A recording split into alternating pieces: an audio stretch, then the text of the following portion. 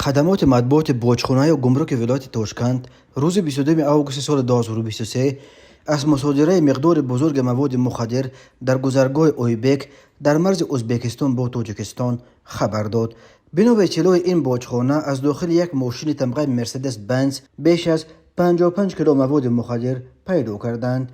گفته می شود کارمندان گمرک و مرزبانهای ازبکستان این ماشین را برای تفتیش منع کرده در درون بالون گاز و باک بنزینی آن دو مخفیگاه را آشکار کردند.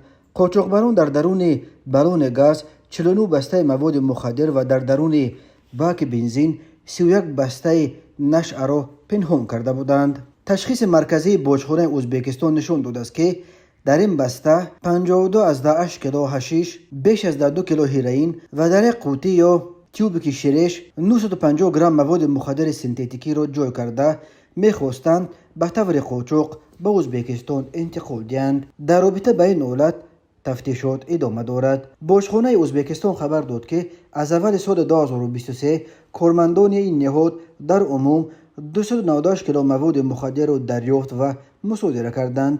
بخش اعظم این مواد مخدر را در مرزهای ازبکستان با تاجیکستان مصادره کردند. تاجیکستان که با افغانستان منبع اساسی تولید هیروئین، افیون و حشیش دنیا 1425 کیلومتر مرز مشترک دارد، در سالهای آخر به یک مسیر عمده قاچاق مواد مخدر افغانی تبدیل یافته است.